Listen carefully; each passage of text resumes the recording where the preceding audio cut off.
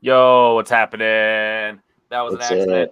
I was in the middle of I had it on the different layout or setting for for the StreamYard. So I was gonna switch over so I can have our intro on there, and it just did this. So boom, no intro. So Hey, we got a nice picture, a collage of all these pictures of Edgar Wright movies. That's enough for me. That's fine. If you want me to sing a song or something, I mean, I will, but I let's don't think rank anybody wants to Edgar hear that. Wright. Rank it, rank stuff, rank stuff. No, make that, but Uh, no, let's as not do that. always, I'm Henry Confidential. You are awesome, Pez Hal. What, Yes. what was your very first Edgar Wright movie? I think it was probably everybody else's first Edgar Wright movie. It had to be Shaun of the Dead. I saw it in the theater, so but Okay. like most of the world, I didn't know who Edgar Wright was. I just knew that there was a zombie kind of parody satire movie in theaters, and if you remember, 2004 was the zombie movie was kind of back in swing again. We'd had 28 Days Later and Zack Snyder's Dawn of the Dead, and the Resident Evil movies were out and about. And a year later, George Romero had Land of the Dead. So zombies are Yeah. kind of back in favor, and it was kind of a perfect time for a guy like Edgar Wright to drop something like that. Kind of a zombie satire that kind of poked fun at a few things, but was also kind of a loving homage to all that stuff. And yeah, I mean, same as the rest of the world. Checking out Shaun of the Dead in theaters, I remember seeing it and having a good time with it, and going, "Oh, that was good. I wonder what this guy will come up with next." And I've seen every one of his movies in the theater since then. So yeah, I mean, no crazy stories there. Just the first one that everybody else saw. Pretty much. But, yeah. I'm well, maybe not everyone. I'm not sure Mm, if my first one was Scott Pilgrim mm, or if it was Shaun of the Dead because I know it was around because I either accidentally saw, not accidentally, but I just randomly saw Scott Pilgrim because of just the kind of movie it was.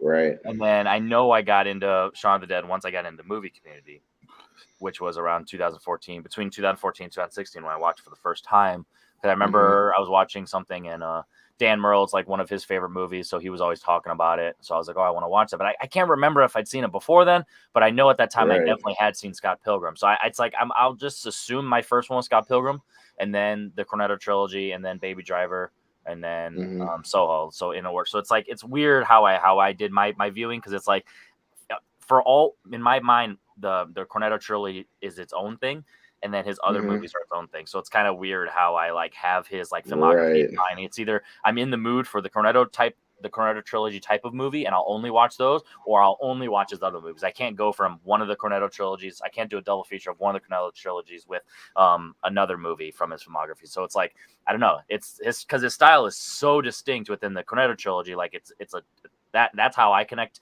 that trilogy, not the actual Cornetto itself. Like his style is like very distinct in those three movies. He Hmm. has his own style in the other ones, but it's like a different style. Like it's got the Oh yeah. flash that like you can tell it's Edgar Wright, but like it's very distinct in the Cornetto trilogy. So it's like when it's hard. I really can't remember. So I know for sure that I became a fan once I watched the whole Cornetto trilogy as a whole, and then Baby Driver came out, and that just solidified it. Where it's like, oh, this guy he Hmm. knows what he's doing. You know what I mean? So it's like I'll just spoil it right now. All of his movies are 5-star movies for me. I love all of his movies. I don't have like an issue with them. Obviously, they're ranked, in a way to like how I do my Hmm. ranking, where it's like, oh yeah, I have to nitpick for the order, but I love all of his movies. It took a rewatch the third time. Soho finally bumped up for me because of how I view it as a movie, which I'll talk about when we get there. But yeah, Hmm. and that's just because it's new, so it took a minute to like solidify it. But yeah, so I'm a stan, but I love his style. So I based on Well, your facial expression, you're not we'll quite the same see. as that. I like the guy. I'm always interested in what he's doing. There are movies of his that I think are absolute classics that I will watch till the end of time. I think are forever rewatchable and great. And there are other movies that I will not be going back to a lot. So which one those will be, we'll see. But yeah, I don't think all of his movies are 5-star movies, so we'll differ in that. But yeah, we'll talk about it when we get there. I And guess which is so. why again why this show is fun because we're gonna differ on certain things. So that'll Absolutely. always So be the interesting part. I will let you actually kick it off. And what is your number 6? My number six is a movie you were just talking about. Scott Pilgrim versus the World is number six for me. Um, because I think I just have to come to terms with the fact that I don't like Scott Pilgrim versus the World. I don't like this movie. This movie, I don't know if it's the source material, if it's Edgar Wright's styles clashing with the source material, if it's the fact that Scott Pilgrim is a selfish douche of a character that I don't like, that I can't get into, and it hinders me from liking the movie any more than I do. The fact that, I just don't get invested in any of the characters in this movie. And again, is it the writing and the material? I don't know, but whatever it is, I don't like the frenetic style of this movie. I don't particularly love the visual stuff. I know people who are like really into gaming get into it. I'm a casual gamer. I'm not like a hardcore gamer. So I mean, I like certain things about this movie, but on my most recent rewatch, I'd always been kind of sour on the movie anyways, but I wanted to rewatch it, before the show to make sure, because I hadn't seen it in a while. And I still I think the movie's way too long.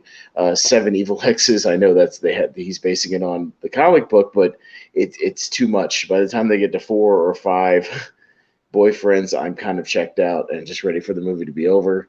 I don't get what he sees in Ramona Flowers. I don't understand why Scott Pilgrim can't just be with Knives, because Knives is amazing in that movie and she gets fucked over, and it's kind of sad to watch.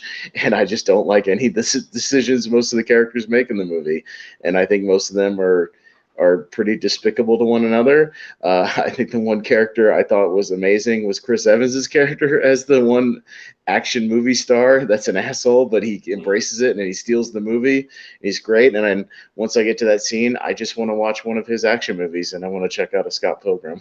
I don't like Scott Pilgrim versus the World. I don't think it's like the worst thing ever, but like I just don't like this movie. I didn't like it in the theater, and I've gone back to it twice, and each time it gets worse. I just have to accept the fact that I don't like Scott Pilgrim. So on a 5-star rating, sorry, internet. Sorry, I don't like Scott Pilgrim.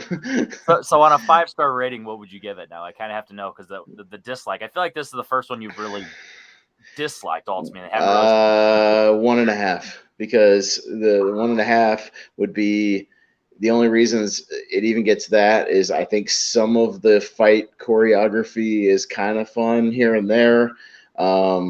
And a couple of the bits within the movie are okay. And then, like I said, a few of the people that show up, I like the Chris Evans stuff is awesome. Like that whole 10-minute sequence is great. Like I think it's the best thing in the movie. And then I like a few of the other cameos here and there. And it's around this time and Up in the Air that I fell in love with Anna Kendrick. And I think she's one of the more pure characters in the movie, that she's all right. But other than that, yeah, I don't have a lot positive to say about Scott Pilgrim. I think it's too long, and I don't like I don't like it. Sorry. Okay. It's not for me. It's just not for me. I will talk about that later. My number 6. I'll preface this, just a reminder. Like I said, all these are 5-star movies for me. I mean, like I said, you can say what you want. I can pop any of these movies at any time and not have an issue. And I mean, like obviously nitpicks here and there, but in terms of like. I will never be upset if anyone puts a single movie on. I don't care what order I watch them. Like I literally, this is the hardest list so far we've ever had to make. I swear to God, if we did this next week, the order will change, and I've had this eternal struggle with it. Ironically, I ended up taking all of his movies out of my top 100 because they just clash with each other, and I don't want to put all 6 of them or all 5 of them at the time on there. And I ended up taking them all off, and it was stupid, and I know that. And it's one of those, I'm telling you, it's been the hardest list for me to make for the longest. Right. So as of right now, my number 6 is The World's End. The reason that this one ended up being my number 6 is this is my funny story. This is one of my few cursed movies. So when I had this on Blu-ray, there was like a scratch in it or whatever. So at the end, when they have the explosion inside the store at the bottom, and then it goes so in the parking lot when they have that scene, and then it cuts over to the apocalypse. I had never seen the explosion and the drive off part, because it always cut, or I would have to like fast forward for it to stop being like frozen. Yeah. Now I would have to fast forward to like the apocalypse essentially. So the pacing and the payoff for the ending had been messed up for like the first 3 times I had watched it. So like obviously I love everything up to it. It's hilarious. It's fun. All the time I say let's boo boo. You know what I mean? And call people blanks and stuff like that. That's just so much fun to me. And then obviously everything with Gary King with his character, just how it's very, emotional. It's probably the most emotional character you'll have in like any of these movies, and it's so relatable Yeah. for me, who's dealt with people who's had, alcoholism, obviously, but also just like mental health issues, and the not letting go and not growing up and not like coming to terms with the fact that high school's over, guy. You know what I mean? Stuff like that. So it's like, maybe not specifically that, but just like I said, it kind of ties in with like mental health issues and stuff. And it doesn't hammer you over the head with it because it's not trying to. It's because he's kind of hide his, his issues. So like all the way up to that point, I'm all in. But just the ending has been like that. So like, if it's not like, this wasn't the last one I watched when I ranked these. So like I said, it just was one of those where I'm like, all right, I'm gonna put the other ones up because it's just, I don't know, it's so tough for me to say. But like I said, I love this movie, and it's one of those where it's like I said, it's the most emotional.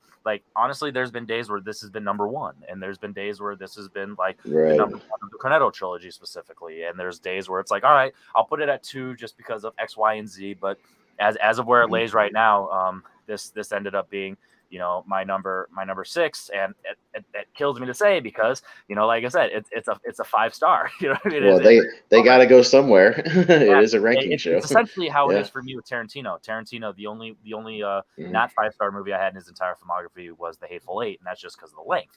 And that's another thing about this filmography. None of his movies are long, so and they're so well edited, and the choppy, quick pacing. You know what I mean? It keeps you interested, and there's always something you could connect to it. So that's why I love his filmography, because I could just pop it on at any time. And essentially, I know it's a weird comparison because I'm just watching Disney movies right now, but it's like people watching Disney movies whether they grew up, where they're like, they're so short, they're so like, it's got the music, it's got the comedy, it's got all that stuff, and it's like that's kind of like an Edgar Wright movie where it's like they're short, there's got like the musical tones to them, they're funny, and they're full of action. It's got everything that you want in a movie. Like he's one of the most well, except for Scott Pilgrim. We'll talk about that later. So my number 6 is The World's End. Can you talk about that now, or do you need to wait? Yeah, we gotta wait on The World's End. So like yeah, for a good while. I'm okay with yeah. No, I'm just letting you know. For mine, mine will be waiting a little bit for World's End, so we might as well just wait. Yeah. There we go. And like I said, I won't be mad. Other than you dissing Scott Pilgrim, I won't be mad of the ranking for him. So I'm okay with that. So you might be mad at me for the next one too. We'll see. We'll see. What is your number 5? My number 5 is his most recent outing, Last Night in Soho. Is my number 5. If you want ratings, which I don't do a lot, but if you want to distinguish these movies, it's like a 2.5 out of 5 for me. Because I just came off of my rewatching it today, literally a couple hours ago before the show, because I saw it in the theater, but I wanted to make sure I rewatched it. Of course, after everything kind of where it goes and the different character turns, you want to see it, see if you can pick up anything. I just think this movie's kind of a hot mess. I think I think Edgar with this one has about 5 different movie ideas he wants to smash into one movie, and he doesn't quite commit to any of them. Personally, I think he's trying to make this sort of period piece nostalgia thing. He's trying to make a thriller. He's trying to make a horror movie, like this giallo Italian horror kind of nod. He's trying to make like a mental health drama. He's trying to make like a fish out of water thing. Like he's trying to make all these different movies. I don't know if he commits to any of them. Therefore, I don't know if he fully succeeds at any of them. I'm invested in the movie for the most part until about the last half an hour, and I think it kind of just explodes and falls apart. So you're in the camp of you don't buy the ending. Like I don't buy the last act. I don't buy the last act. And to me, even on this rewatch, I think the movie takes a little too long to get going, but I'm still kind of with it. But once we get to that sequence, like the first time she kind of transports, or whatever you want to call it, has the dream, or whatever you want to call it, where she first goes into the 60s, with the Thunderball and all that stuff. Like that whole sequence is great. Like it's beautiful. It's shot really well. Like the way it flows and transitions into the dancing and all that stuff is really, really great. And you get intrigued, and I'm interested like where it's going, and I'm getting hooked on like the journey, and I want to see more, of kind of how it develops. And I'm with it for the most part. A few little wonky things, but for the most part I'm with it. But when we start to get really into kind of the revelations, and she starts seeing the kind of ghost guys or whatever you want to call them, the spirits and stuff. Like about from the 15th time I've seen her run away from a ghost, I'm kind of getting sick of it and just kind of ready to like see what it's all about. Because I think there's a whole bunch of those, and I don't really buy. I don't know if we should just like, should we spoil it? Like, because I don't know. I mean, if so people I still feel see like, it. I feel like when Okay. you go to these types of shows, you just have to expect Yeah, spoilers. So yeah, I got you. I'll put a banner for spoilers. I But just want to make sure. I just want to make sure because I could dance around it, but it's kind of hard to talk about it without it. I just, to me, where he reveals where the characters went with the sort of landlady being, um, the Sadie, whatever her name is, I can't remember. Yeah, Sandy, being like this abused, sex worker, and then turning into a serial killer essentially and killing all these it's a dudes. slasher, It's bro. like, yeah, but I don't know who I'm supposed to be rooting for because okay, am I? Because then the ghost people are like reaching out to Ellie and they're like, help me, and I'm like, should you? Is this like a Sixth Sense thing where I gotta help you? But you were like pieces of garbage. Like, you know what I mean? Like, I don't know if necessarily deserve the death penalty, but you were pieces of garbage. And she's slicing dudes' throats, but like the other guy's bad too because he's like a pimp. But like Ellie's kind of stuck in the middle of this, and I don't know. I don't know where I'm supposed to lie. I don't know what the message is. Like, to me, the messages of the movie are odd and kind of conflicted with each other because it's like there's an obvious one of, yes, Edgar Wright, we know sex trafficking is bad. Yes, I understand sex trafficking is bad. But is he also saying nostalgia is bad? Nostalgia is toxic? Because the world's end seems to indicate that nostalgia is not always toxic, that it's okay to be kind of, accept the fact that you can't grow up or whatever, or accept the fact that that's who you're going to be or that's who you are, and accepting yourself. So I don't know what he's trying to say with all that. I just think the whole thing is kind of muddled. Again, it's not like a horrible movie. I'm not going to go as far. I was listening to some podcast this morning where some guy was like super trashing the movie, and it's like, I'm not there because, again, for the first hour or so I was with it, and I still think there's good stuff in the movie. I'm just conflicted on where it goes, and I think the movie just kind of gets bogged down and doesn't really stick the landing. That's just kind of where I'm at on Last Night in Soho. Maybe I'll come to accept it in time. Yeah. Like I have some other movies, but I've seen it twice now, and my opinion on it didn't really change from the first time, from when I came out of the theater. And I think I said something on one of the other shows. I think we did a roundtable or something, and I was like, I don't know what to think about this movie. I don't know if I liked it or not, and I'm still conflicted with that. Now, it's a movie that sticks with you all, granted that. So I will say I've thought about it a lot, which is a good thing, which is why I'm not going to trash it as like a bad movie, because I don't think it is. But for me, I just think it's kind of a mess, and I don't know what Edgar's goal was, in this movie, or like what he was trying to say. I think it's just a little muddled. That's all.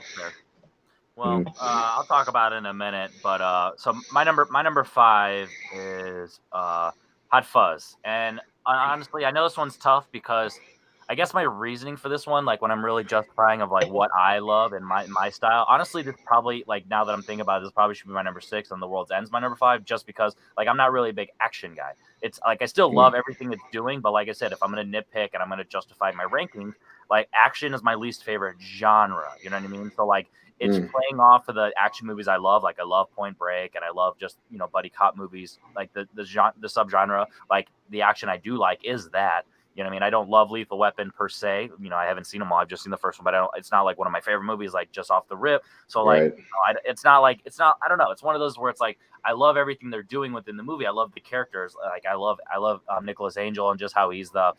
I got to do the job. I'm the man. I got to do everything right. He literally gets transferred because he's too good at the job. And I've had issues at jobs where it's like, you either become one of two things. You either make everyone look bad for being too good, or everyone takes advantage of you, and you have to be, essentially the monkey, and you're the slave now because you're doing everyone else's job. Nicholas, you're making us all look bad. Exactly. and that was his case. So it's like I relate to that, and I really like that. And I love how Nick Frost's character, where I think his name's Danny, where it's Danny like Butterman. Yeah. Danny Butterman.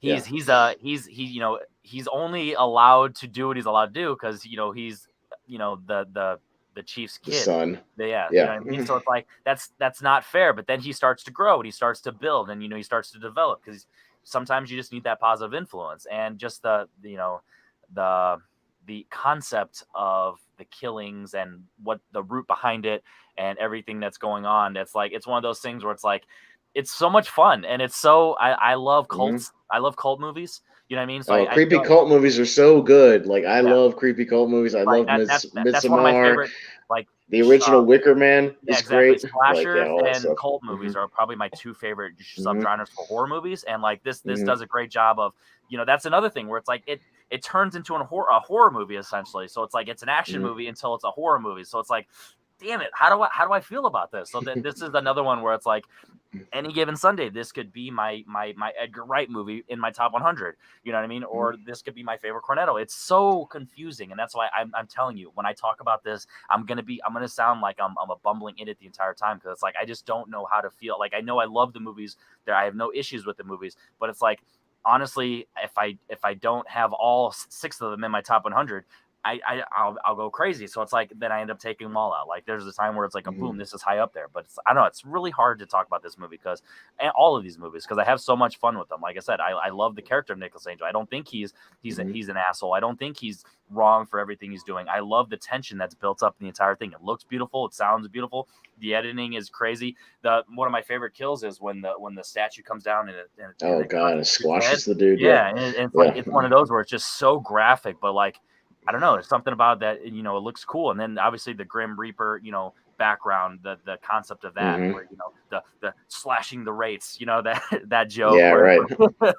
and then it's like, it's I'm the a murder slasher of prices. exactly. And then it's like the thing of like the Murder in the Orient Express, where it's like everyone's Right. the killer. You know what I mean? It's one of those where it's like, It's that's not just like, one. It's like yeah, the whole town. yeah, it's like, damn, that's how you get away with it, Yeah. because there's so many scenes. Because Nicholas Angel, he's a great detective, he's a great cop. You know what I mean? So it's Yeah. like, the fact that he wasn't able to figure it out, it's because there's so many layers. You know what I mean?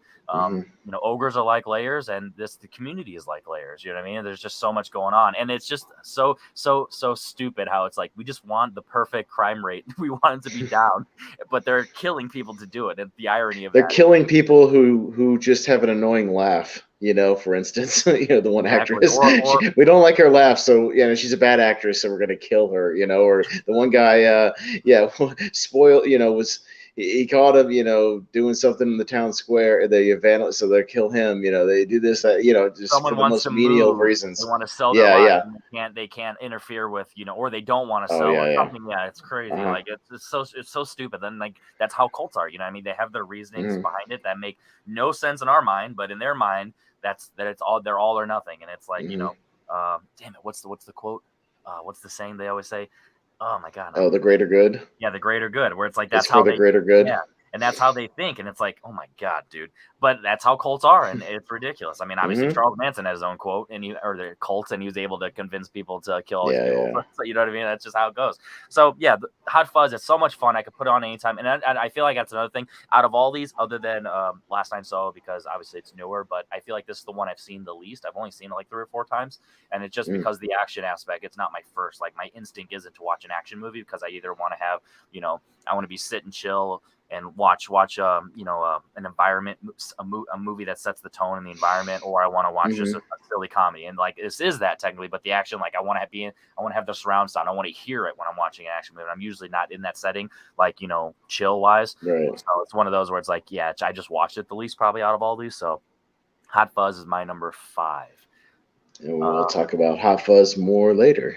Yeah, I have a feeling that's how it is. I feel like we're gonna be exact opposite on this, but like, for good reason. You know what I mean? That's all right. I mean, I guess your only technical hot take is Scott Pilgrim, which it's heartbreaking, but we'll see. Well, I feel like, and with Soho, I don't think I was alone in. Yeah, I saw a lot of reviews when I was looking back up on Rotten Tomatoes, not necessarily just the score. I scroll through like the the things or whatever, and I look at the scores that people were giving it to, like out of 5, out of 10, whatever, I felt like I saw a lot of 3 out of 10s, Yeah. a lot of 6 out of 10s, or not 3 out of 10, 3 out of 5, 6 out of 10s, you know, a lot of like right in the middle, Yeah, and people exactly. making the same thing as me. Like, it's just like we're with some of it, not with some of it, you know what I mean? Like very mixed Because stuff. it's the Like only even one there was where only a it's not few. in your face with what it's trying to say, so it's the most Right. polarizing. Like this is Yeah. like a Nolan movie where it's like there's so much going on that you're like, Yeah. how am I supposed to interpret this movie? So I feel like this is going to become a Yeah. cult movie, and I'll talk about more when I get Oh, into I it. think it'll become a cult classic. Like this movie will definitely that movie will definitely get a following. Like there Exactly. will be people who will tout the movie as like one of his best and all that kind of 100%. stuff. That's fine. Yeah, totally. I'm just not there yet, so Yeah, that's just me exactly. personally. But yeah, But your number but yeah. 4, what is that? My number 4 is the one I was most curious about going back to because I hadn't seen it since the theater, and I'm glad I did. But number 4 is Baby Driver for me, Oh, that's where you're going. so. If I had to give it a score, it's like a 4 out of 5 for me. Like All it's right. really, really solid, really Now we're good. getting into the top. Okay. Yeah. So now we're getting into the good stuff. Like we're getting into stuff I like. So we got the stuff I'm not hot on anymore. But yeah, but Baby Driver, yeah, I was really curious about it because I hadn't gone back to it since the theater. I had here's how much how little I remembered. I could have sworn that Jamie Foxx was the one in the parking garage messing with him at the end, and then it ends up being John Hamm. Yeah. Like I could have absolutely sworn it was Jamie Foxx like Yep. messing with him because I remembered him being like the villainous guy. He's But he's I batshit crazy, but yeah. and I didn't remember that he got smashed in the car like a little bit before the Before the climax. But climax yeah, really even starts, like right, yeah, that's the setting off point to the climax, and of it's like like, the final yeah, chase, yep, thing with the that's police the and all that. shock. So I had forgotten about all the John Hamm stuff, but it was kind of a good surprise because I like John Hamm a lot, and I'm glad he came back. I had forgotten he kind of came back at all. But yeah, so Baby Driver was a lot of fun, as you say. Like it played like a banger. You know what I mean? This time that I watched it, like I cranked up the sound on it, the music, all the chase scenes were excellent. All the action was really really well done. This was the one that you wouldn't know it was an Edgar Wright movie necessarily just based Yeah, on like the action and that's the what I was saying choreography earlier and all about that. the Cornetto trilogy versus other movies. Like it Right. has its own style, but it's not Hmm. in your face Edgar Wright. You know what I mean? You have to be a No. film geek to know it's Edgar Wright because it's its own Right. style, but that's why I love it. Yeah. But it was still really good. The only reason it's not like a 5 star, a little bit higher, is I think Lily James is a little underdeveloped in the movie. Her character, I think she kind of comes in, and I don't really understand her reasonings for going with Baby at the end of the movie. I have I don't something think I'll it's talk fully about that developed. later, but yes, what do you Yeah, think? to me, I just think, her if she was developed a little bit more, and she's a little too perfect. Like she's almost like Alabama in True Romance. Like she's almost Okay. like this perfect That, dream girl, and I I don't love know that if you said girls like that. that So keep actually going. exist. Okay, yeah, I know, and it's just to me, I wish she had a little more edge to her, or some reason for her trusting him so much. I don't know. I feel like they don't develop that relationship as much as they should to where it ends up. That's my really only quibble with the movie. Say what you will about Kevin Spacey. This was before all that shit came out. He's really good in the movie. And One of the I buy him funniest as things like the is guy. this got memed at the time, and it was said at Yeah. on the Everything Wrong with Baby Driver video because it was Hmm. right after like the news came out, and his quote in the Yeah. movie like, I love the balls on that kid. And he's like, yeah, I bet you did, and it's like one of those Yeah. like, Right. Jesus Christ. Yeah. That's one of the But yeah, funniest I things. I'm mean, like, ooh, the context of that is wild. yeah. But the cast overall is still good. I mean, he John gives a good Bernthal is performance. in He's it good. for what 10 minutes? Yeah, he's in it for like the opening scene, and that's it. And that was one disappointment for me because I love John Bernthal. Yeah, I'm a big grip. Bernthal guy, He's like, and if you don't see me again, it's because I'm dead. And you're like, all right, thanks for the because news. it's Like, well, he's probably dead. spoiler alert. Yeah, but I like the little. You know what I think the relationship between John Hamm and Elsa Gonzalez is actually way more developed than Baby and Lily James's character. Like I was more interested in their dynamic, a little bit more. And like with all the stuff they were talking about, oh, we're gonna go to Vegas and get married again and do all this stuff and put it all in red and all that, like all that stuff I thought was fun. But yeah, I mean it's essentially him making sort of a mainstreamy kind of heist action movie, Yep. with a little bit of nuance with the him having the tinnitus and doing the music and all that. But I liked all that. I liked his relationship between him and Joe, like back at the apartment. I thought it was always good. Like all their scenes together were nice. But yeah, I don't have a lot of bad things to say about Baby Driver. Most of my stuff is kind of nitpicks with the storytelling and the character work, just here and there. But I'm glad I rewatched it. Like, I'll have to put this one in rotation a little bit more. Like, I'm really glad I went back to it, and I don't know why I haven't gone back to it, but yeah, I definitely should. It played very well this time. And I like, liked and it. honestly, if I had to guess, the reason why I think you haven't is just because like what I keep saying, it's like it doesn't feel like an Edgar Wright movie while still Yeah, being right. an Edgar Wright movie, and it's one of those where it's like Mhm. it doesn't pop in your head of like, what am I gonna watch? Yeah, It's kind of like, this is as if I don't have a good example, but it's like I said, it's not an Edgar Wright movie in terms of like right. the first thing that comes to your mind, but like it is also at the same time. So I definitely understand that. I'll talk about that later, obviously. My Hmm. number 4 is one you talked about already, and that is going to be Last Night in Soho. And Hmm. so the reason that this jumped the other two is just because like you said, it hasn't left my mind since theater. It's like it's one of those where it just lingers in the mind. And like the more that I've become a horror fan, it's Hmm. my type of horror, the psychological horror, and just like what really gets in your mind. So why I've always like stuck with this since theater. Like I've watched it 3 times now. I watch it as soon as I bought it, and then well, obviously in theaters as soon as I bought it, and then a couple days ago with my roommate. So I feel like having the perspective of the initial feeling of it, then the hype of wanting to revisit it, and then watching it with my roommate and seeing like her, experience with it. I feel like it really came full circle of like why I like it and Right. why I've connected to it. So Eloise, like when you first start off, it starts off slow, but it's one of those, it's purposely slow because it's building the world, it's building the character, but it's also building, the innocence of what this character is. It's setting the tone of, like London's bad, guys are bad. It's really setting the undertones of what the world is that this movie is trying to say. So it takes its time doing that. And then you have the character, oh my God, it starts with a J. John, no, Jack. no, Jack. the girl, the her roommate, Oh, the Jocasta or Jocasta. whatever. Yeah, Because thank you. it's just because Yeah, I just watched it. yeah. Yeah, Her like stupid name, like Jocasta. it starts with a J. I was Yeah, like, yeah. what is it? But Oh, yeah, she her. wants to have a single name like Madonna or Yeah, something. Yeah, to stand Marilyn out. Yeah, Manson, all that stuff, right. Rihanna. But yeah, it's she's one of those characters where it's like she's a modern day bully where it's like she's trying to steal the limelight, and whenever the attention is off of her, she needs to take it. Like the scene where you first meet and she's oh my God, you made your own dress, that's cool. And then once she met the girls and the girls didn't like love her dress immediately, she was like, can you believe she made her own dress? Oh my God. And it's like, so initially she did it because you're like, the Yeah, concept of right. that is awesome. You know what I mean? If you really think about that, she's like, wow, I wish I would have did that and just did my own style. And then once, no one like hyped up the fact that she did that, she's like, oh yeah, that's so stupid. And then the concept, when they're talking about the mothers, she's like, oh yeah, our dead moms. And then she's like, she killed herself. And he's like, oh my God. She's like, wow, way to be a bummer. And then everyone started to feel sad. She's like, oh yeah, but my uncle did that too. And it's one of those things where she's just that type of person. Like It's no like that people like SNL character with Kristen Wiig where she has to one up everybody. exactly. She's like, "Oh, I went to Paris last year. Well, I went to Paris twice last year and 3 times last year." And Yeah, like I gotta up you and be all passive aggressive and like yeah, it's exactly. that And weird like it's like, flaky, yeah, so it's weird the flaky shit. combination of that being her roommate that Mm-hmm. pushes her, and then obviously London as a whole, because she's a country girl. So London being just a big town for her, and then her roommate essentially just being a biatch that pushes her to get the room. You know what I mean? So it's like I love the concept of the pushing you into that scenario of like it makes sense within the story that it's telling, and it's like obviously it's Mm-hmm. we wouldn't have a story unless she's there, but the way it's set it up, so but you need the slow Right. build up to get there. You know what I mean? So once you're there, it's just all wheels on the gas.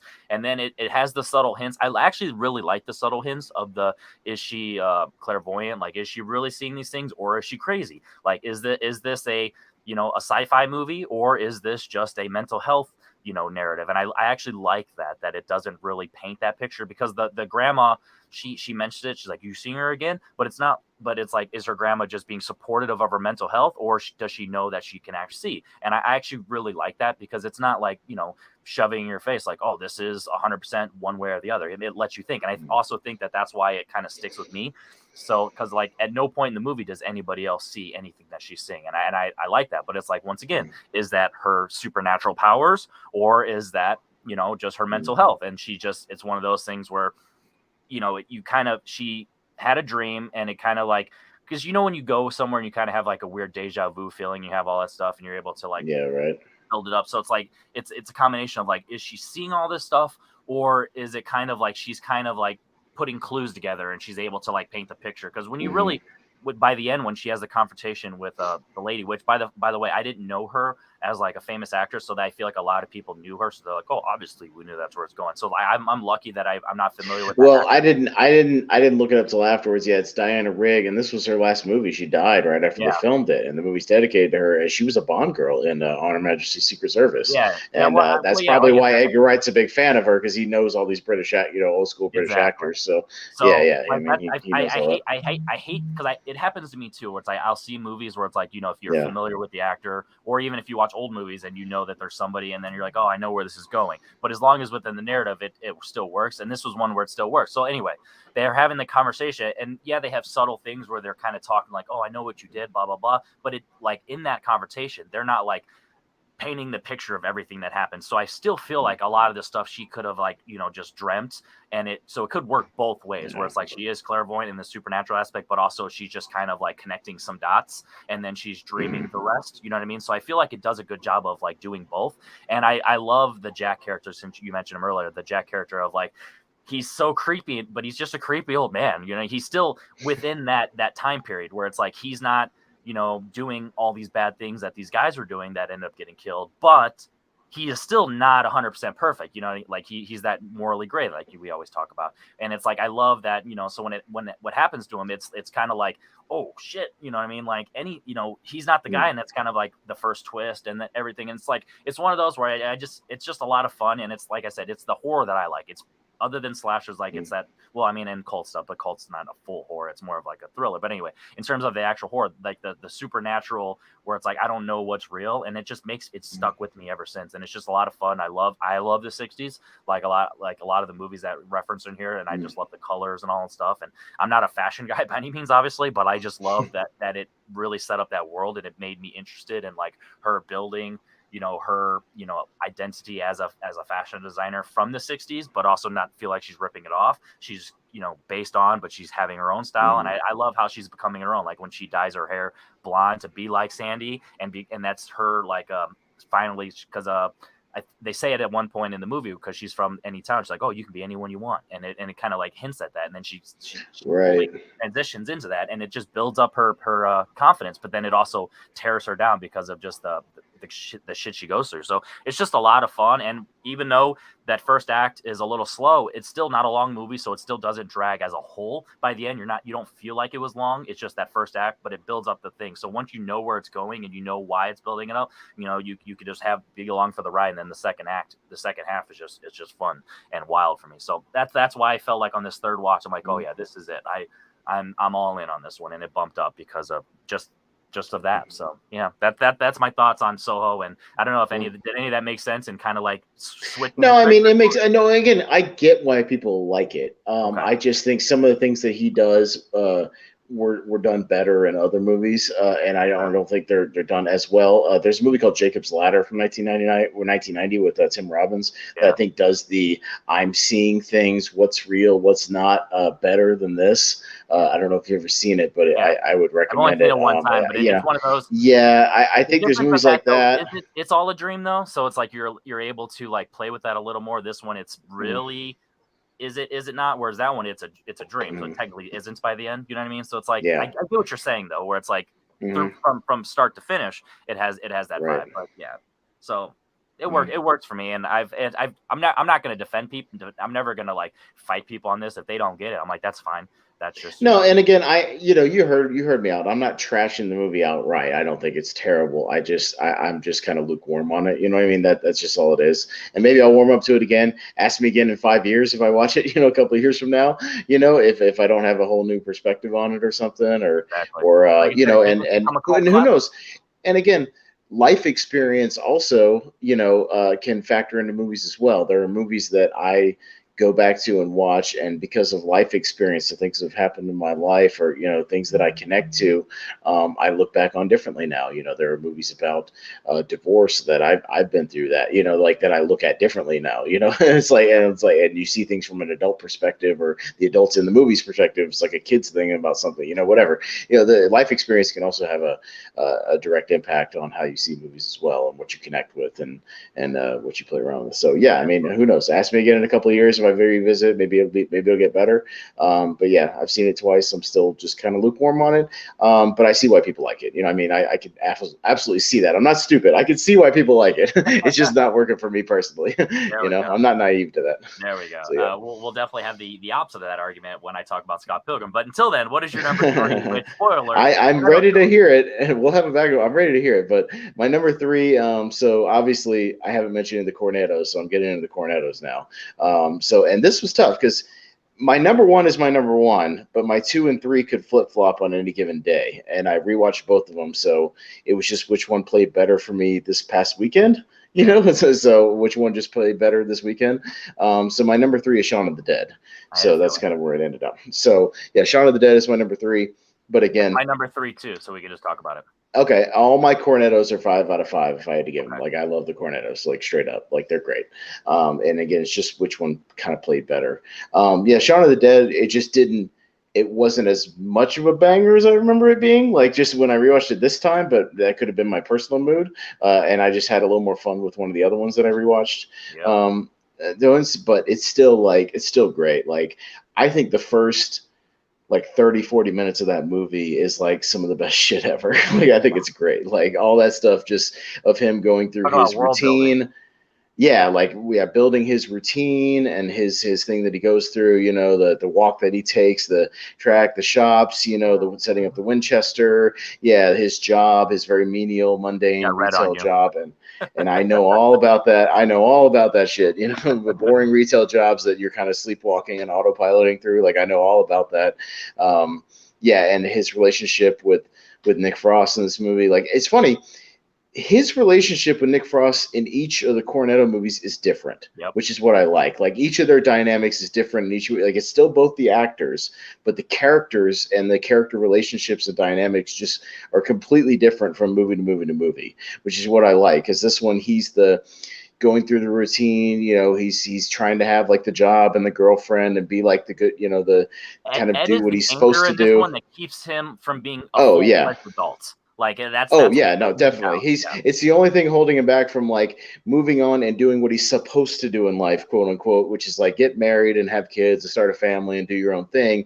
And Ed is like the slacker moocher, guy who doesn't want to grow up, who plays video games and eats and just drinks and just no filter and does his thing. But I like that dynamic again, because of how their relationship works. Like, he loves Ed as a friend, like he's his best friend, but he's like conflicts with him and something, they go back and forth. But all that stuff is great. And like when the zombie stuff first happens and he goes back through his routine and like he doesn't notice a damn thing, I think it's one of the best sequences ever when he's just not noticing a single thing. He doesn't notice the shopkeepers. He doesn't notice the guys shuffling up to him. He just thinks it's some guy asking for change, the people walking around the back. He's so concentrated on just, oh, it's another day going to work. I'm fucking tired, Like, he's not noticing it. Like, I love that stuff. I think that stuff is so well crafted, like just the way it's filmed and the way it's shot and the way it plays out, and then all the little interactions around the house, the stuff in the backyard with the couple of zombies back there throwing the records, all that stuff is super fun. I just think this movie's fun. Like, it's a lot of fun. It moves.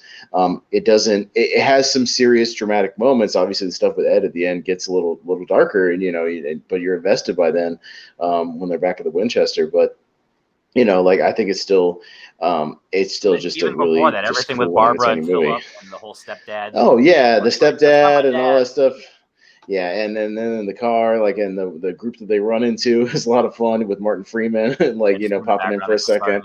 Yeah, it's just they're off having their own little adventure, going somewhere else, and you kind of interested. It's like, oh, I kind of want to follow them for a little while and see what they're up to, and the movie just moves and all of its stuff. I mean, when the movie opens with the Universal logo and the original '78 Dawn of the Dead music, like the score from that thing kicking in, like, I know this dude like knows what he's playing around with. Yeah, when I heard that that in the theater because I'm a big fan of the '78 Dawn of the Dead, like big time.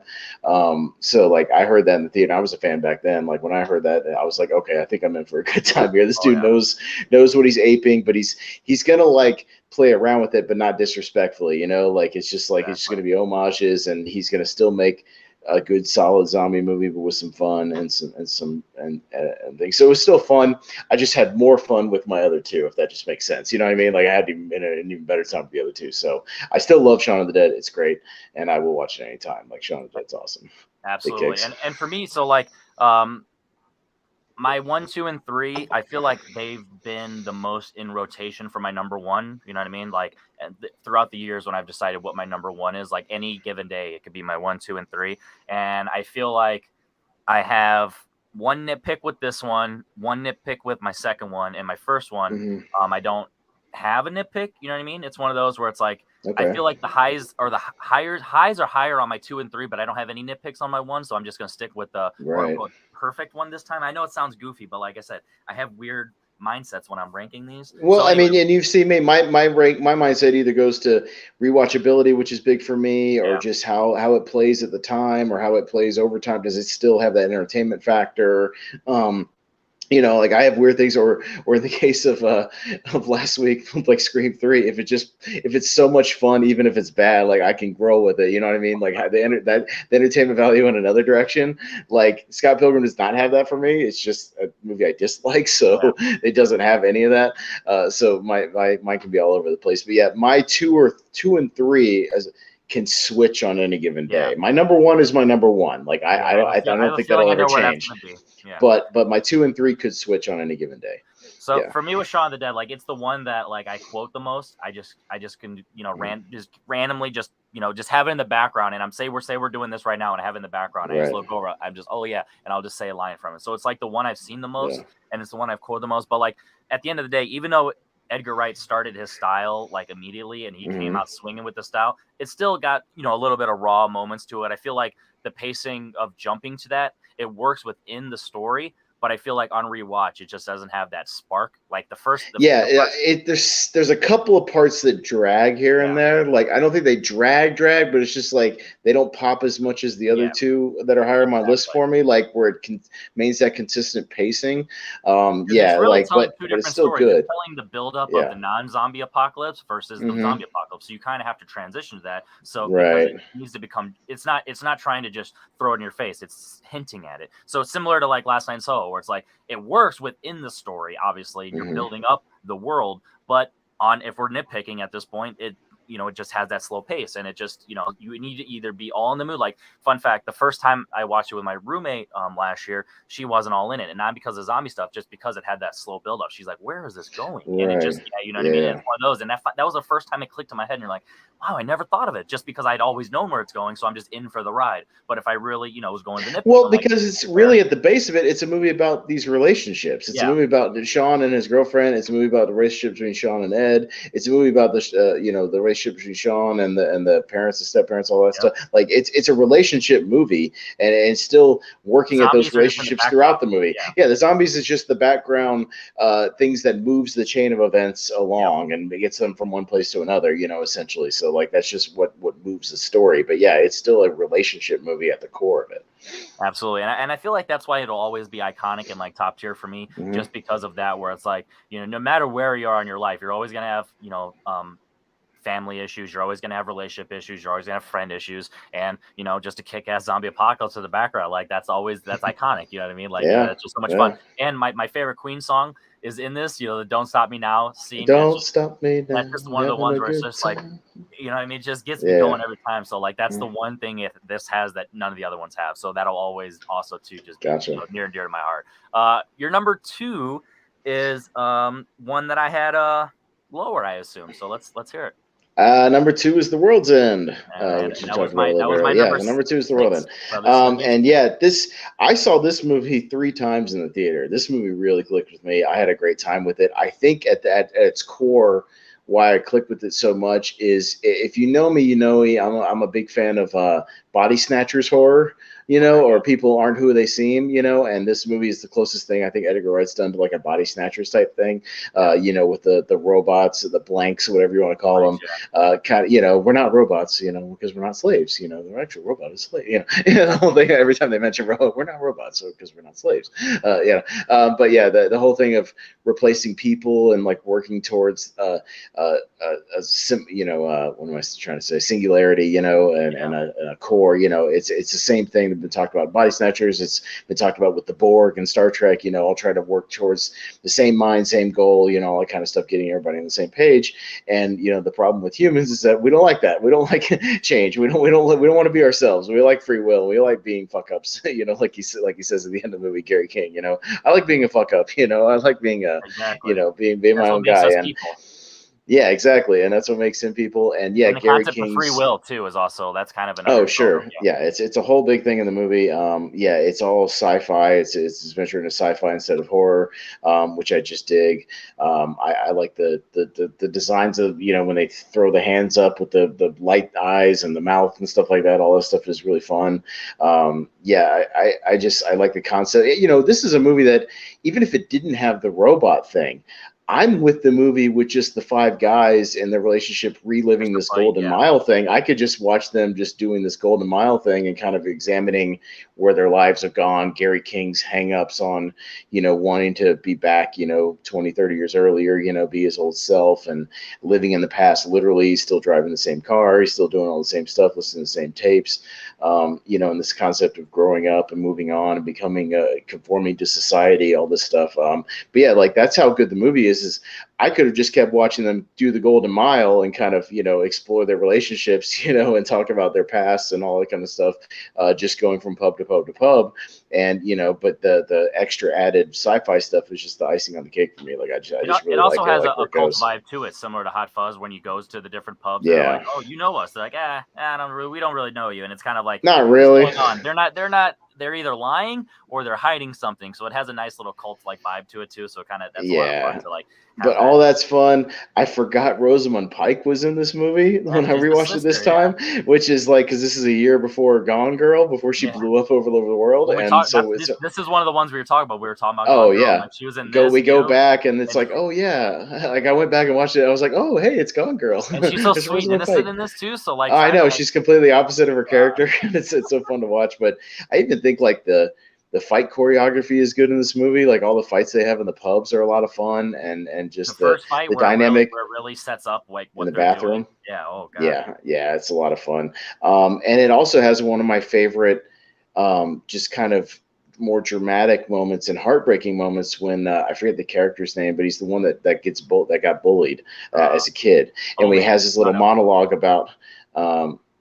Yeah, I'm forgetting his name, but you know what I mean? The kind of shy guy, the little guy, and he's having his monologue about, when he has the encounter with the bully and the bully doesn't recognize him, and he talks about, like I don't mind the fact that, he put me in a toilet every day and he bullied me and it made me miss more days than anybody else because I skipped school and all this stuff. He's like, what bothers me is that he just interacted with me and he didn't even remember, and it meant nothing to him, and it meant nothing to me. Like it meant nothing, and like that kills me every time, dude. His little monologue, like it breaks my heart every single. Like I know everything. Like bullies do it just. When you really think about it, bullies just bully just to bully. It means nothing to them, but the scars and the it lasts forever. Yeah. And I know everything I need to know about that character from those couple of lines of dialogue. Like that's how great the writing is in this one and how on point Edgar is. And I believe all these cornettos he collaborated with Simon Pegg, which is why everything just crackles and has a spark, because they collaborate on all these scripts and everything's so great. The dramatic stuff is great. The zingers and the punchlines are all great. This is the first time also Simon Pegg is the zany one. He's the over the top wild right. So this is the one time he gets to let loose and get wild, and it's just like, oh wow. So it like the trajectory of this entire trilogy, like their characters, it's like, And Nick Frost Every is just time. man, he doesn't drink, and he finally Oh does. no! But when he finally does, and when he finally like rips his shirt off and goes beast mode and grabs those stools and goes to town, like I'm pumping my fist every single time. I'm like, dude, get it, man. He's like the baddest of the bad. Like when he does that. So I just think this movie's so much fun. It moves really, really quickly. The pacing is great. I like all the themes. I like all the sci-fi stuff. Like I just dig it. And like, yeah, the ending is crazy and very over the top, but at the same time, it's in the damn title. It's the world's end, and the world pretty much ends. He told you right there in the title, as Edgar Wright is one to do. So, World's End is my number 2. It played really well this past weekend. I had so much fun with it, man. It's the reason I saw it that many times in theaters. I dig it. Yeah, just talking about it with you is really upsetting me. I have it lasting so low. It's just like I said, it's literally I just didn't rewatch it because I rewatched it just a couple months ago, so like I knew where I was on it, but because it's not the freshest, I was like, I'm so. That's why I had to watch Shaun and World's End, because again, those two can bounce back and forth depending on the day. I just had a tad more fun with World's End this weekend, which is why it hits number 2. That's really the only reason. I just had a little more fun with that one, but yeah, it's super fun. I think people sleep on this movie too. I think it gets kind of forgotten with the Cornetto movies, even though it's a trilogy. Like people always talk about Hot Fuzz and Shaun of the Dead, but like I feel like World's End gets lost in that shuffle for whatever reason, but it really shouldn't. I think it's just as good. I think it's great. And I honestly, I really think, because if you think about it, more people are into zombies, just the genre wise, and also the legacy is the oldest too. So I feel like the combination of Scott Pilgrim having the impact just of culturally in general, let alone setting off Edgar Wright's filmography, but also the zombie craze. It's like people love that, so that's always high. And then everyone loves buddy cop comedies. You know what I mean? So least minimal people, or the least amount of people out of the 3 are into the sci-fi body snatcher thing, and so like in their minds they're like, oh, I liked it, it's a good movie, or they're like, I wasn't expecting it, it's weird, it's crazy, I didn't really dig that. But and then there's the people like us where it's like, no, this because it's not. No, I love that stuff. Yeah, and also, but it's also not that you appreciate the friendship relationships. It's essentially imagine if everyone didn't separate and die in Stand By Me, and they came back 20 years later. This movie is essentially Stand By Me sequel, where it's like, where are your friends at? Let's connect, because all of our friends and the stories of the Beast with the car, and he's like, how do you have it? It's like, oh, because it's in your name. And it's like, what the fuck? I don't want to put any more points on his license. And he's like, where'd you get this tape from? It was in the tape deck. Yeah, it's just stuff like that. Like, they have all the scenes like, great. And it's like it's just so wacky and wild, but like it fits, because once you realize what Gary King, like his motive, you're like, damn, dude, because it makes you reflect on a rewatch. And that's another thing. I feel like just a lot of similar to me, even not enough people have gone back to it, so you can't really reflect. You're gonna me talking about it. You're gonna go watch this shit tomorrow, aren't you? Like, you're gonna pop on World's End tomorrow. Like I almost updated my ranking right now, but I didn't want to ruin the whole show. Like, I'm so mad right now. But before we get there, my number 2, Baby Driver. Okay. So Baby Driver, this is the one. So I'll start with my nitpick. My only nitpick, and it actually went down on the nitpick just because I finally came up with the reason of like why I justified it a little bit. The first time when they meet Baby in the parking garage, and like, where are you going, after they bust him because of the videotape stuff, or when he actually had the recorder, they're like, where are you going? And then all that stuff.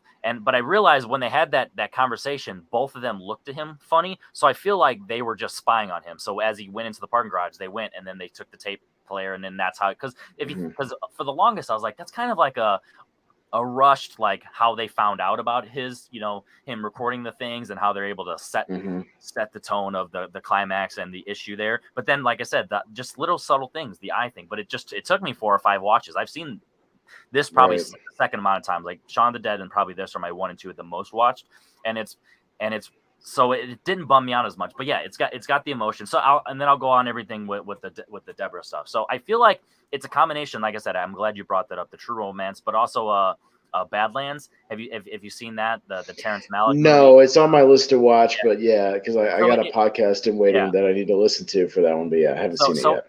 It gives off the vibes of just that small town girl, the country girl who just is who's in the city technically, but that's not her vibe. And she wants to go out, and she just kind of wants to, like, it's kind of like like if you notice, like she's singing, she's just living in the job, and when he said something, she's like, oh, it's not that nice around here, blah blah blah, and then she's like, oh, you're a driver, blah blah blah. So like you can see her eyes light up. She just wants that stardom, but she just isn't in that light. So the first chance she gets, she's just hooked. And I feel like similar like with everything with Alabama, she's technically a call girl, but it was only like her third day when she got with with Christian Slater. So it's one of those where it's like these types of girls, it's a cliche, but it's a cliche for a reason, because it's a trope where it's like these girls, like they are so put in a box that when they finally get it, when they're finally like set out with these types of people and these bad boys, quote unquote,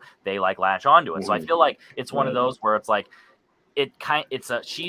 she gives him a reason to be out of it, because I even though he wanted out of it before he met her, like he probably would have been easier to like convince to like stick around. So meeting her, that really gave him some levity of the character of like, oh yeah, because before it's just him and Joe, his foster dad, and just his memory of his mom. But also she is kind of like a nice mirror to the memory of his mom, and now she's going to replace that, because you know how they say a thing like, you like the girl that reminds you of your mother, or you like the boys that remind you of your father, daddy issues, mommy issues, or just whatever. And it's one of those where I feel like they play off each other and why they were able to click, and they're like just the missing puzzle pieces that they just didn't know that they wanted. So I feel like it's one of those unspoken, so it's unfair to assume that the audience needs to know this, but I feel like it's one of those, like, if you know that, then it works because of the fact you're like, you just know that just how this story plays out. So instead of wasting all the time and taking us out of the action and taking us out of the arc that baby's going to go through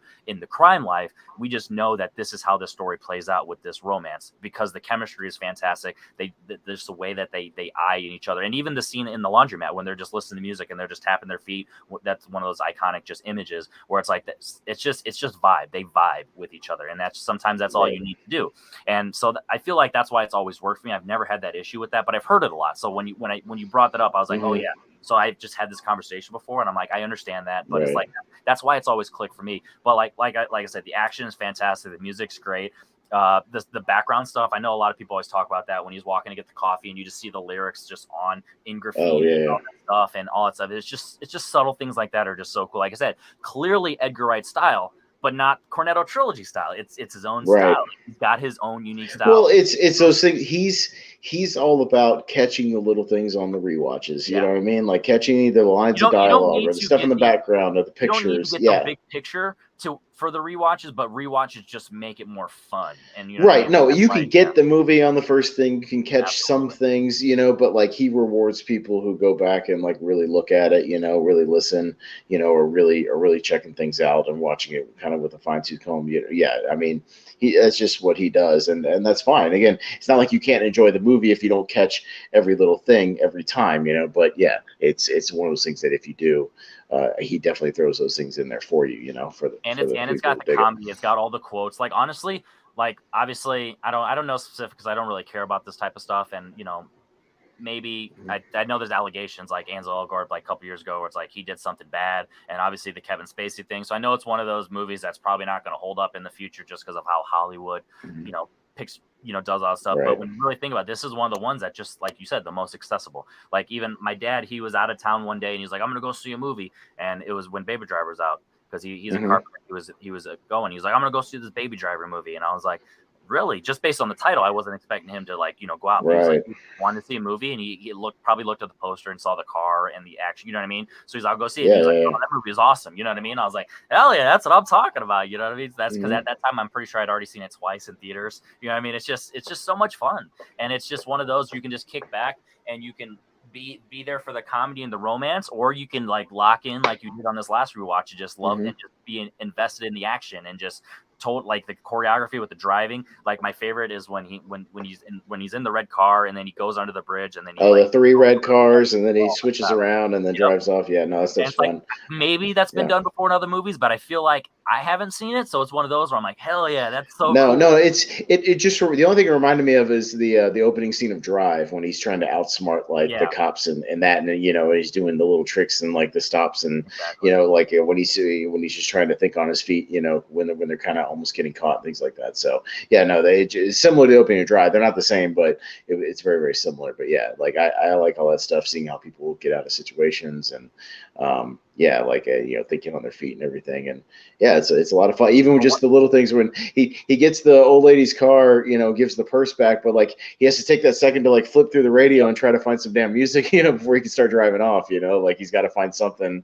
He can't just drive with no music or whatever. Yeah, that stuff is fun. And then just as time's gone by, I've just learned more about tinnitus and just like kind of like why really that's an anchor of like this character and like what it really goes through. And it's just, so it's just so much fun. And like, I could just pop this on at any time and have a blast. I don't need to be blasting it. I can have in the, like I said, have in the background. It could just be fun comedy, or like I could just totally invest myself. So it's always hovered around that, 1 to 4 range. I think that's the lowest it's probably ever been. But yeah, it's just one of those. I've just always loved Baby Driver, and like I'm just movies like this. I'm glad like movies like this exist, because it's still accessible and mainstream, but also not at the same time. So we will talk about your number one, because my number one is going to have a little more conversation. Yeah, well, if you haven't figured it out already, my number one is Hot Fuzz, and it's in my top 64, top 100, whatever you want to call it. It's up there. I've watched it probably 40 or 50 times. Literally, I put this movie on a lot. Whether it's popping my disc in, whether I see it on Netflix, whatever, and I'll just pop it on to have something to watch. I just think this movie clicks. Like everything about this movie, just for me, just clicks from the opening montage. With Nicholas Angel doing his voiceover. Sergeant Nicholas Angel. Special accommodations and doing all the training he can do, and becoming this, like, it's Simon Pegg. Like at first glance, you wouldn't think he's a badass, but like when you go through that montage, you buy it. You know what I mean? Like he's that thing with his voice too, to kind of like a little bit the little grizzle Batman-y kind of thing. Just kind of grizzle it up a little bit. But it's not Christian Bale. It's more of like the Michael Keaton, like just a little bit. The shift of tone. Sergeant Nicholas Angel. But you buy it because he's invested, he's trained his body and done all the training he could possibly do and taken every course. And you would believe that if a regular person did all this, they probably would be, kind of a normal man badass. You know what I mean? So like that's cool. And I buy it, and that he's the premise is just great, that he's so good they got to send him off to this little community because he's making them all look bad. And again, the dynamic in this movie between Simon Pegg and Nick Frost of, Angel is the badass cop, and Nick Frost, Danny wants to be the badass cop, but he's not. Like he idolizes all the movie cops, the Bad Boys, and then like I said, Point Break, all that kind of stuff. Like he idolizes all those guys, but he can't be that. He thinks that being a cop is like this fantasy movie thing, where you're always getting in shootouts and car chases and just being like an action hero. But that's not what it is. He's like, no, there's a tremendous amount of paperwork involved. Like half of my job is just doing paperwork. He's like, it's incredibly boring sometimes. Then he even does the click of the pen like it's an action move. Oh yeah, click, yeah, not a problem. Click, it's and the stuff where he's just teaching him the little things about the notebook, how this is the most important weapon you'll ever have, is this notebook for the psychological tricks that he does on people, and how he messes with everybody. And then that actually comes to play later, where he actually took where he took some notes, and then also when he gets dude stabs him, and then everything comes back. Everything comes back in this movie, especially on rewatches. You just notice every little thing. All the fact that Edgar Wright loaded up this movie with just great British character actors. Like Jim Broadbent is in this movie, and Paul Freeman, and Timothy Dalton. Yeah, as the supermarket owner. Like all the people who show up in the movie are a lot of fun.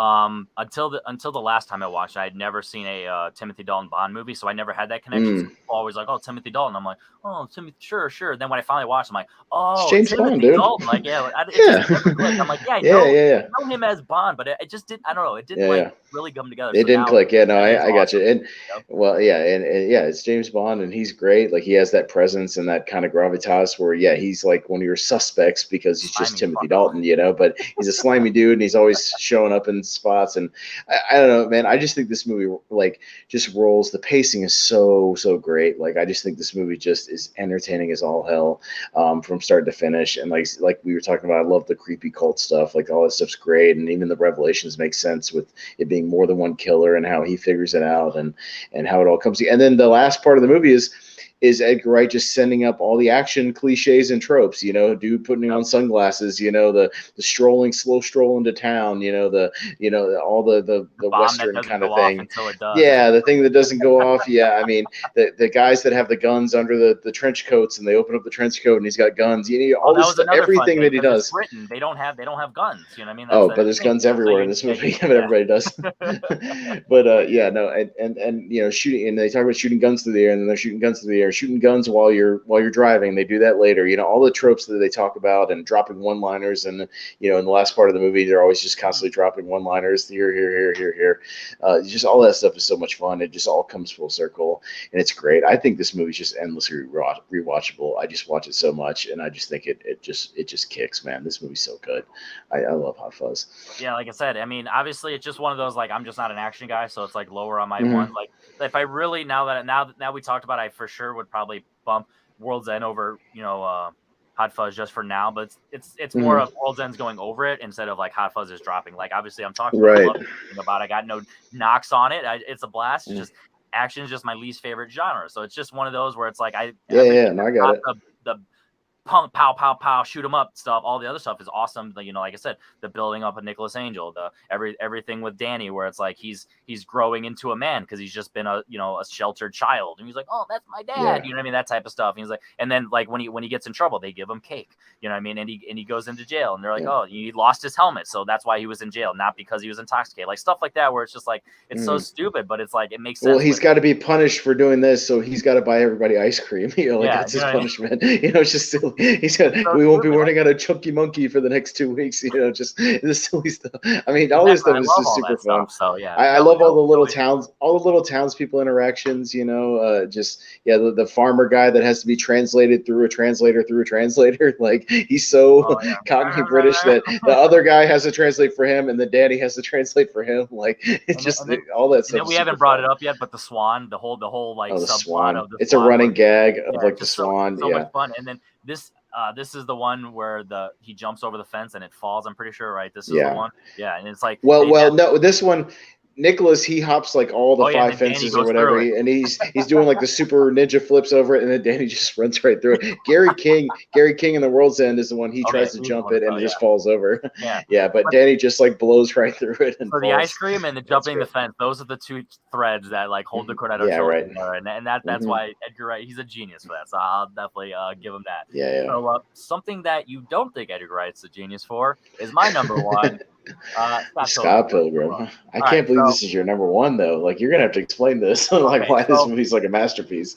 I don't. The reason that this ended up being my number one is because this is the one where I have never had an issue with. Like I said, at some point, Shaun of the Dead, like I said, the pacing, X, Y, and Z, whatever. And then at some point, the climax and Baby Driver didn't always work. But at no point have I ever had an issue with Shaun of the Dead. It's one of those. We did a watch along, I think back in 2017.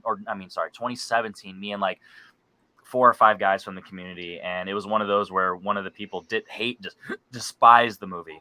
Similar to you when we're watching live, and it was one of those where I was having a blast watching him despise it because I was like, I just don't see what you're seeing, dude. And it's just one of those where it's like, I love how it builds up, like just the we are sex bomb, like it's got the band elements, it's got the video game stuff, it's got the action, it's got Michael Cera just being quirky and silly, it's got Ramona Flowers just setting up of just being like the ultimate like final boss, like the saving the princess deal, but her right away. So it's like it's one of those fun ones like, hey, instead of going through everything like that different levels to get the princess, you have the princess, but you still need to go through the levels to like keep the princess. So it's just one of those, it kind of spins it a little bit where it's a lot of fun, and just all the exes like stand out. I mean, you have I don't know their names right now, but I think Patel, he's the first one, and kind of just how it does that, the funny indie Bali dancing while he's fighting, and then Scott is just going at it and he's just kicking his ass, and they're going back and everyone's just watching it. So like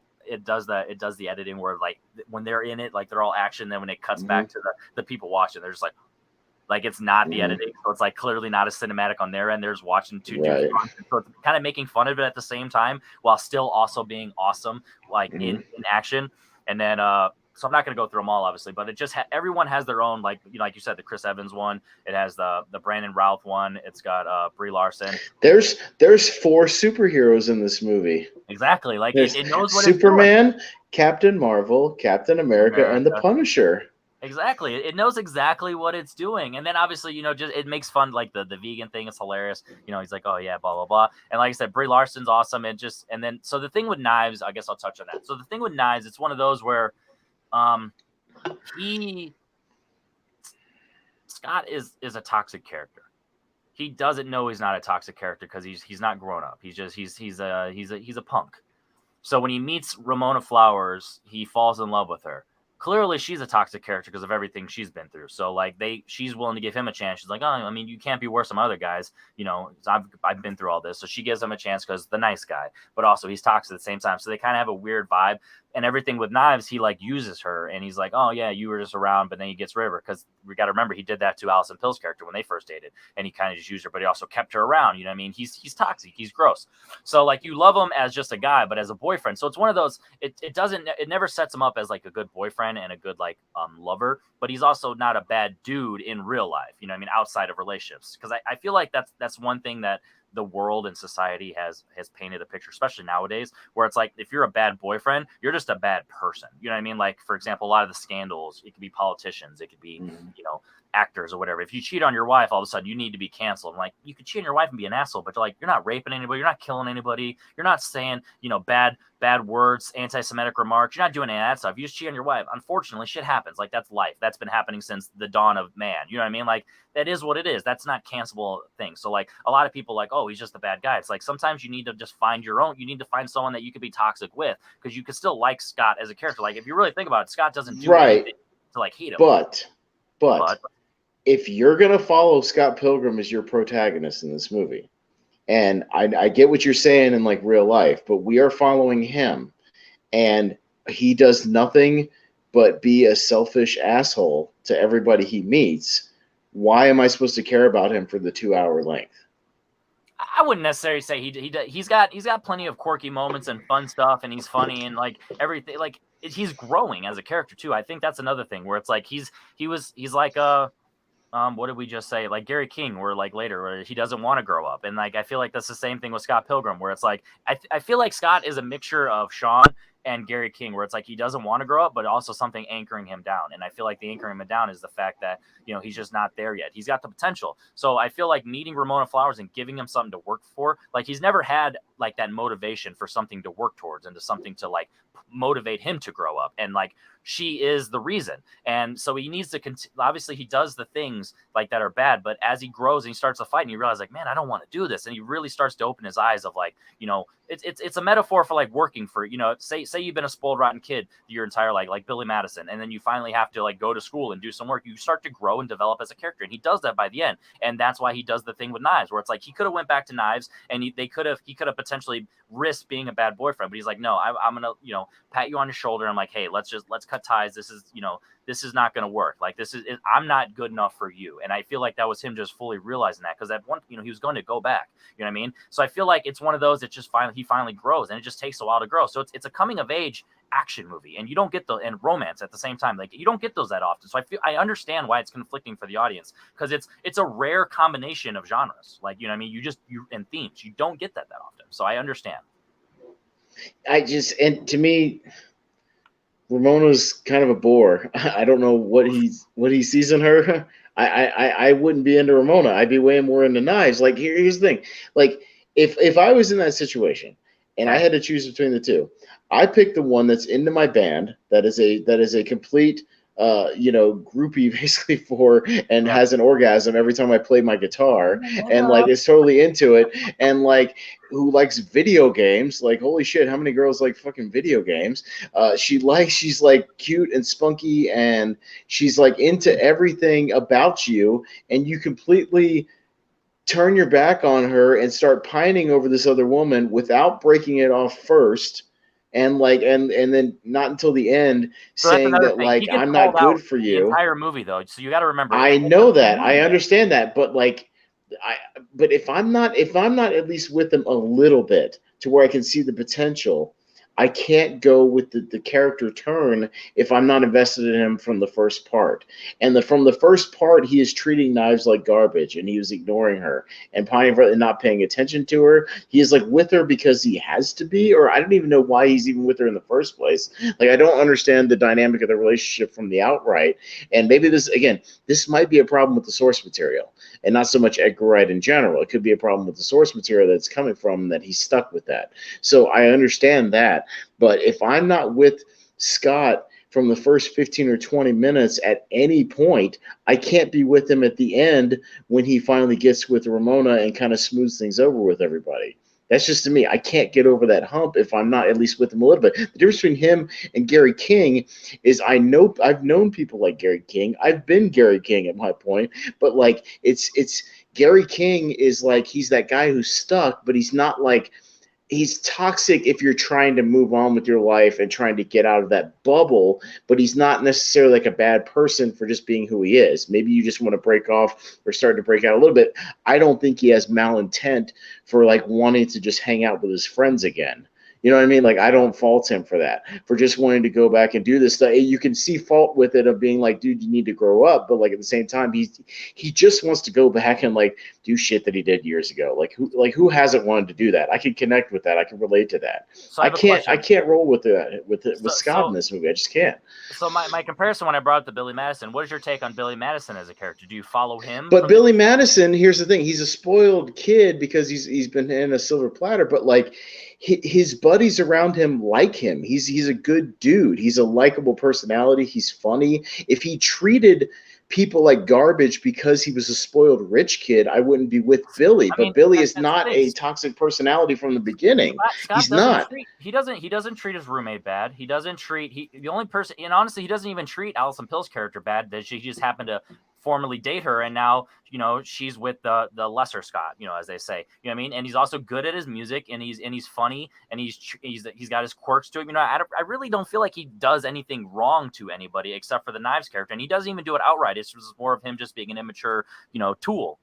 You know what I mean? Like, I feel but like he gets hung up on, and he's kind of screwing over the band at the same time because of his hang-ups, like, who have nothing to do with any of that either. Yeah, they're always trying to like snack him back into it and play. They're trying to success.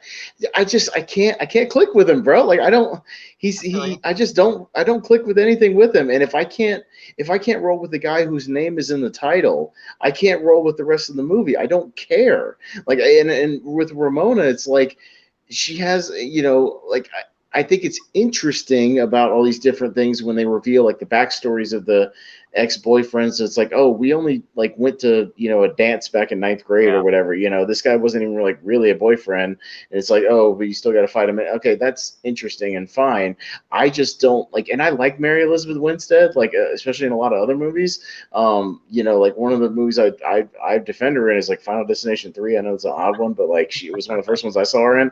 But like I like her in other movies, and like this one, I just don't get a whole lot out of her character. Like I don't know what Scott sees in her. I don't know what we're supposed to see in her, like other than the fact that she changes her hair every week. Oh wow, she's interesting. She's intriguing. She's intriguing. Yeah, but I don't want to chase. I just want to click with somebody from the start. I get that, but maybe that's me personally. Like in relationships I've been, I don't want to do this chase nonsense. Don't get me wrong. This mysterious nonsense.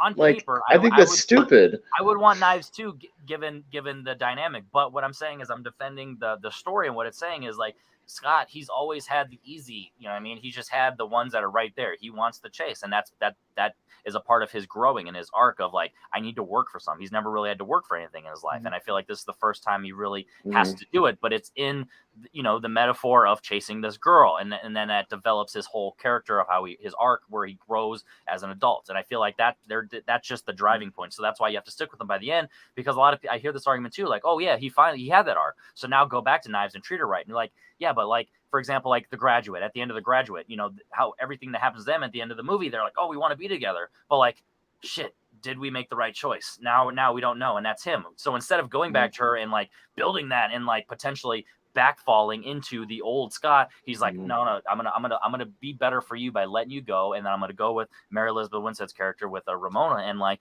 I'm gonna I did all this and like, let's see if it works. You know what I mean? Let's see if it paid off. Let's see if I grew it. But at least if it didn't work, I'm No, good. I'm just I going to turn to get where it ends. I get where it ends up. I'm just not. If I'm not there for the beginning of the journey, if I'm not invested in that, then the payoff is just. I get the payoff. I get it, but like I wasn't invested to begin with, so I can't get invested That's in the fair. payoff. No, I'll You know give what I you mean? that. I can't get that. Like I get where it ends up. Again, I get why people like this movie. It just it doesn't work for me because I'm not with it from the start.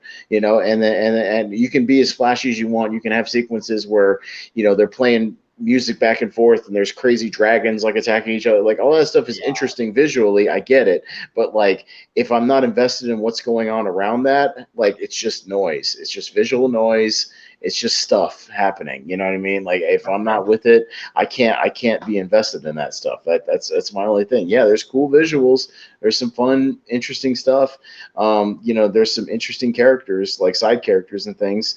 I think Kieran Culkin's like one of the better things about the movie too, as the gay roommate or whatever. Like I think he's one of the better things at all. Like when you turn around and he's making out with Anna Kendrick's boyfriend and stuff too. Like I think that stuff's fun. Like I mean, like I'm more interested in some of the stuff the side characters are doing, like I said, than like the main characters. They go back to the main characters, I don't care. Like I want to go back and follow him and follow Anna Kendrick and follow that dynamic. Like I want to see what happens to that. That's just me, man. And I know we disagree, and that's fine. That's what makes the show great. So we completely see totally different things. That's just my perspective, and maybe I'm speaking. I know I'm speaking for an audience. There are people who don't like this movie like I am, but there are people who love it like you do, and that's fine too. I'm glad you get that much of enjoyment out of it. If this is your number one, I'm happy for you, and I'm glad you see what you see. I'm just not there with you. You know what I mean? Like, but I get it. I'll say it's one with an asterisk. It's like my top my top three can change next week if I watch Baby Driver. Like the last time I watched it, I watched it with my roommate in her room with no surround sound and like on a 40-inch TV. If I watch it on my 65 in the surround sound, it could just see, I watched it on my 75 4K with my new sound bar, banging, just like cranked up, like, and it was awesome. You know what I mean? Rocked, and that's the beauty of that movie though, where it still is like easily a tied for one technically without needing to be in the right zone. I started when I rewatched Shaun of the Dead, the first 30 minutes I was at the gym on the treadmill, you know what I mean? But I was still able to fully enjoy it and love it. Like honestly, this would have been like even 4 because of the last time I watched it with my roommate, where like her opinion brought it down a little bit. So I knew I loved it, but I had to bring it up a little bit. I'm like, all right, let me remind myself why I love it. And then as I'm on the treadmill quoting it, like almost falling because I'm laughing and shit, you know what I mean? Then I had to Pilgrim. Like I said,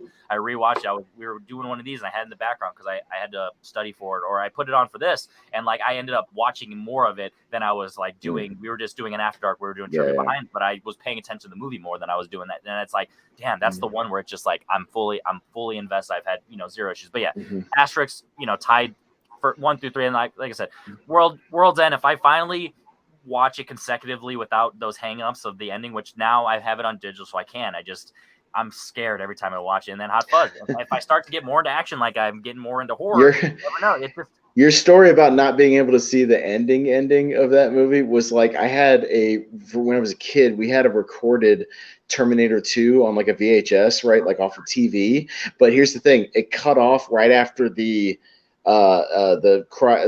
freezes, like the CO2 like breaks open and like freezes the Terminator, and then like that's where the tape ended. So I never knew the last like 10 minutes of that movie when they're going around like the molten stuff and like the whole ending and like and the thumbs up and I had never seen any of that until I finally bought like the DVD like later. I didn't even know what the ending was. So like I always thought that was the ending, is like they freeze them, which I kind of knew it wasn't, but I never knew the ending, and it wasn't like.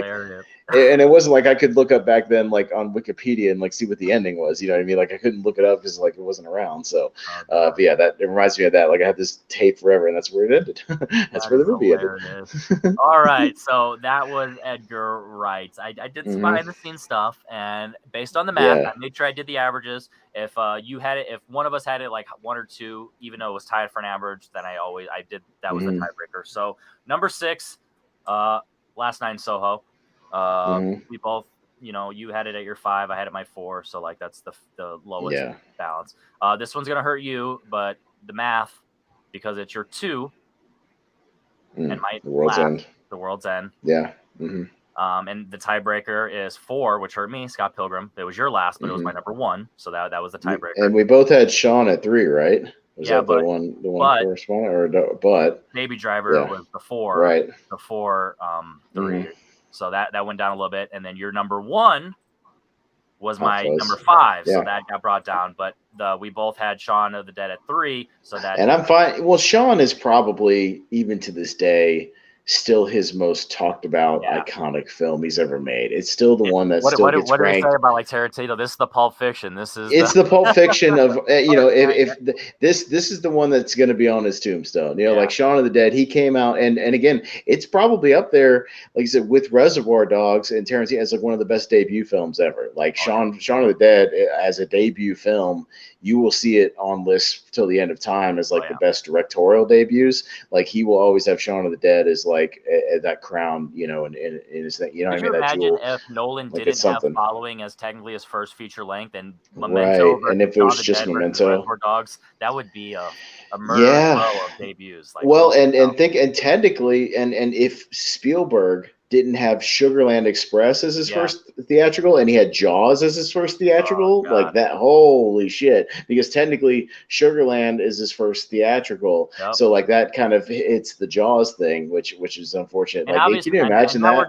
We're just stretching to have fun, but imagine if Taxi Driver was Scorsese's first. Oh my God. Right. That was like his third. But anyway, that's just, I'm just well, and even Aronofsky had Pi right before Requiem for a Dream. If he had Requiem for a Dream and not had Pi, you know what I mean? Like, it's like those little films that they make, but technically they were theatrical, like little tiny films. It's being a film student sometimes. But Edgar Wright, he's his first theatrical film was Shaun of the Dead, and you'd be hard pressed to find a better debut film, or at least in that conversation, you know what I mean, of those debuts. So and like it's a good one. Stuck them around for the long time, where it's like if you come out swinging, and like people could be like, oh, Hot Fuzz doesn't work for me, or Baby Driver's, not flashy enough, and Scott Pilgrim's everything you said, and The World's End doesn't hold up, and Last Night in Soho is weird. At the end of the day, because of what he established in Shaun of the Dead, what his style is. So all of those have a number. Like I wouldn't be surprised if all of these are number 1 on a different list at some point in people's. Well, that's what I mean. I think you'd be hard pressed to find anybody who looks at Edgar Wright's filmography and says they flat out dislike all of his films. Yeah, like there's got to be one that at least some people like, at least one or two of his movies. Like I said, overall, comedy, what I mean. They connect with something. Action, sci-fi. He's one of the few. Now, I would like to see Edgar Wright go back and do a straight comedy again. It's been about 10 years. I would like to see him go back and do. It doesn't necessarily have to be Simon Pegg, Nick Frost. You know what I mean? I'm just saying he's kind of done these experimental different things, kind of the mainstream action movie. He's done the horror thriller. He's done the comic book movie. I would kind of like to see him go back and do his roots and do like another comedy just to mix it up again. Now, if he tried to do an Americanized comedy, like, so at least to like show that would be pretty cool. Like Pineapple Express is super bad, something along those lines, where it's like a 2000s comedy, and but in his style, that would be awesome. I know he said he has a sequel for Baby Driver, so we might be seeing that first. He said he's finished. He's got a finished script for a Baby Driver 2, so that might be the one that comes next. But that'll give him the money to make his straight comedy. Right, and if that's a big hit, then he can do it's again. He gets those blank checks to do whatever he wants. Because Soho was like a mild hit. I don't think it was a huge hit, but Baby Driver was his biggest mainstream hit so far. Because I think that made over 100 million. Like it was a pretty big hit for what it was. And if he does a sequel and it makes another 100 million, whatever, and then they'll let him do whatever he wants, and he can make because comedies are cheap. He can make a comedy for 10, 20. Oh, he could do that for $10-20 million easy, and it would make his money back. Yeah, totally. So first weekend minimum. So oh yeah. All right. That was Edgar Wright. That one was easily our most polarizing episode, but like for the best. We had a great conversation, and I feel like that was I think we can agree, right? That is literally the most flip-flop we've had on this entire. Probably because like the other ones, we may have had flip-flops, but they weren't necessarily ones I like disliked. Or Tarantino was like Death Proof was like at the bottom for me, but like I don't dislike Death Proof. You know what I mean? I don't. Like we haven't had many movies or even franchises, these filmmakers where I flat out dislike the movie. I have ones I'm kind of maybe I just kind of like lukewarm, whatever. I just don't connect to them that much. That may be the first one I actively dislike. Now, that will continue next week with Alien versus Predator, because there are definitely movies I dislike in the Alien versus Predator series. But here's the thing: is like I think the ones I dislike are not like hot takes. I think they're pretty widely disliked, so I don't think they're going to be like hot takes about like me. But who knows? Like my some of my top ones may be ones that maybe other people aren't as enthusiastic about. Sure. But that could be. So we'll see. But yeah, that one's going to be a fun one because we're gonna mash them all together: Alien, Predator, both the franchises. It's 13 movies I think all together, right? And I pretty much got once again to see what's. I've got a rough draft of my thing. I'm gonna rewatch just a select few of them just to see kind of. I may have a few flip flops, but I mean I've already got a pretty solid rough draft. Like I could do the episode right now and I'd be pretty confident about it, but we'll see what happens. But that's gonna be fun because my favorite movie of all time, so it'll probably that's not going to be a surprise. But those other ones after that, when you mix in Predator movies with that, I like a lot of the Predator movies. So like that could really mess with the rankings. You know what I mean? Like it could really play around with that middle area. And I'm definitely I'm ready to give you some hot takes. So anyway, with that said, boy, that's gonna be fun. Austin, Pez, Howell. Yeah. Next week we're Alien vs Predator, and then we're gonna start deciding. We have a bunch of rough drafts of what's on the docket. We haven't set in stone of the order. Yeah, we're gonna play around with it. Alien vs Predator for sure is next week, and then you guys will see what's in the next few weeks. So make sure you check out everything he's doing on the actual Movie Hero Network. Movie Hero Network. You can search it now, and it's the first result. Movie Hero Network, and within the Movie Hero Network, we got all kinds of fun shows: tier ranker fights, tournament fights. We do those at least twice a week, so check those out. Mostly Tuesdays and Fridays, but sometimes a little bit different. But Jacob Barber recently folded his shows into ours too. So we have a podcast about movies and a podcast about wrestling. So if you like either one of those, I do the show with movies with Jacob Barber, and Jordan Owens, our friend, does the podcast about wrestling with him too. So if you're interested in either one of those, just check out Movie Hero Network, and once you click through there, subscribe, and you can see all that good stuff. So yeah, and check out Henry, because Henry's got other stuff going on in this channel too. You always want to see his trivia and all kinds of good stuff. There'll be trivia, the roundtable. We we have in development a debate show that I have a start for, and it's going to be a lot of fun. It's bonkers and it's going to be wild, but that's kind of what we're going for. So my name is Henry Confidential, as Austin Pez Howell. Thank you very much, and we will see you next week when we rank Alien vs Predator. Don't get scared now.